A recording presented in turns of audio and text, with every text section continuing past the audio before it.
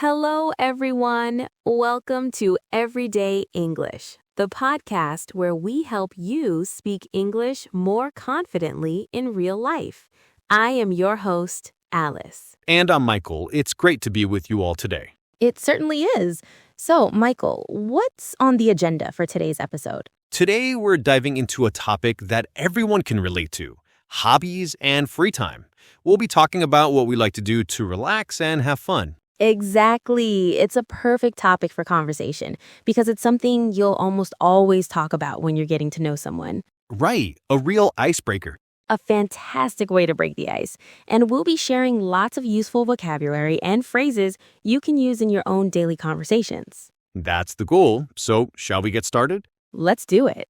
All right, Alice, to kick things off, why don't you tell us and our listeners what you like to do in your spare time? What's your main pastime? I'd be happy to. Well, I have a couple of main hobbies that I juggle. For my creative side, I'm really into painting with watercolors. Oh, painting. That's interesting. I've always admired people who can do that. Thanks. For me, it's incredibly relaxing. It's my go-to way to unwind after a busy week. I just put on some music, get my canvases and paints out, and I can lose track of time for hours. It's a wonderful creative outlet. I can imagine. What kind of things do you usually paint? Mostly landscapes and botanical illustrations. I love trying to capture the beauty of nature, like the way light hits the leaves on a tree or the colors of a sunset. That sounds very peaceful. It is. I'm not a professional by any means, but it's just for me. It helps me disconnect from screens, from work, from all the noise. That makes perfect sense. A way to disconnect. So, what's your other big hobby? My other big hobby is hiking. I absolutely love being outdoors, especially on the weekends. It's the perfect way to get some exercise and fresh air. Right, to get away from the city. Exactly. There's nothing like reaching the top of a hill after a long walk and just looking at the view. It really helps you get away from it all and put things in perspective. That sounds incredible. Do you have a favorite hiking memory that really stands out? Oh, definitely. A few months ago, I did a sunrise hike. We had to start walking in the dark with headlamps on, which was a bit spooky, but also exciting. The trail was steep, a real leg burner. But when we finally reached the summit, just as the sun was coming up, it was absolutely breathtaking. The sky was painted in shades of orange and pink, and the world below was so still. It made the tough climb completely worth it. It sounds amazing. So, you have one hobby to express your creativity and another to connect with nature and stay active. A great balance. I try. It keeps things interesting. Okay, so now it's your turn, Michael. What are you passionate about outside of this podcast? Well, my hobbies are a bit different. I'm a huge fan of video games. Ah, a gamer. I know a lot of people are really into gaming. What kind of games do you play? I like a variety, but I especially love role-playing games with big open worlds to explore and intricate stories. Okay, so it's about the narrative. Definitely. For me, it's not just about pushing buttons, it's about the stories, the strategy, and sometimes the social aspect. I love teaming up with my friends online to tackle a difficult challenge. I see, so it's a social activity for you as well. It can be, yes. It's a fantastic way to escape and let off some steam after a long day. It's like being the main character in an interactive movie. That sounds like a lot of fun. So what else are you into to balance out the screen time? Well, I also play basketball with a local group every Thursday evening. Oh, cool. I didn't know you played basketball. Yeah, I've been playing since I was a kid. I'm quite competitive, so I enjoy the fast pace and teamwork of the game. It's a great workout and a good way to clear my head. Nothing clears my head like running up and down the court. It definitely sounds like it. It's great that you have both an indoor, more relaxed hobby and an active team-based one. Exactly. It's all about balance, right? It really is. And that brings up a good point. There are so many different kinds of hobbies out there. We've talked about creative ones like my painting and active ones like your basketball. Right. There are countless ways people spend their leisure time. For example, some people are really into creative hobbies that aren't visual arts, like playing a musical instrument. Oh yeah, I have a friend who was learning to strum the guitar.